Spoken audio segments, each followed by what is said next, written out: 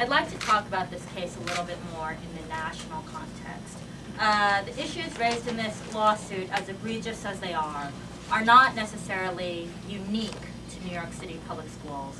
Rather, they're part and parcel of a growing and disturbing national trend, frequently referred to as the school-to-prison pipeline, in which overly aggressive policing tactics are serving to criminalize at-risk youth, pushing our most vulnerable youth, particularly Black and Latino youth, youth of color, out of classrooms and into the juvenile and criminal justice systems.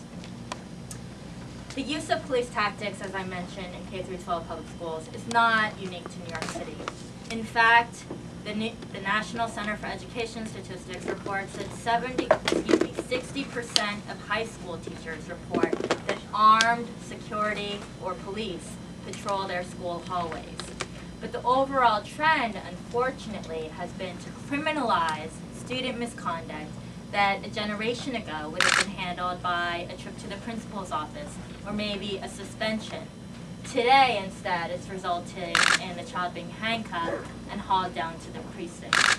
In fact, the evidence from around the country shows that the vast majority of offenses for which these school children are being arrested at school are in fact things that in our generation would have been handled through ordinary disciplinary measures, whether it's disobedience, talking back, disorderly conduct, getting into a shoving match on the playground.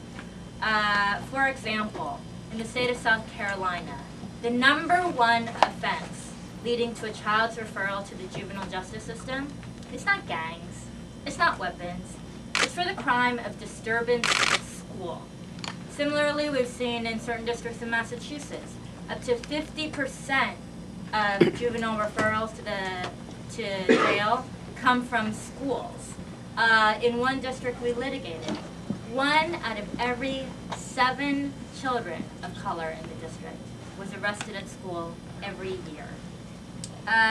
These children are exposed on a daily basis to a cadre of, unfortunately too often, undertrained law enforcement personnel who make them feel like criminals rather than students. And let me be clear, this is not about compromising school safety.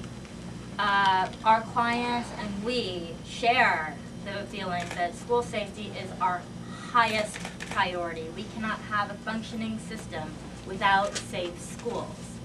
But there's no evidence that overly aggressive police tactics results in safer schools. On the contrary, studies show that overly aggressive policing tactics results in alienation and development of mistrust between youth and authorities. It compromises academic achievement and may even increase school disorder.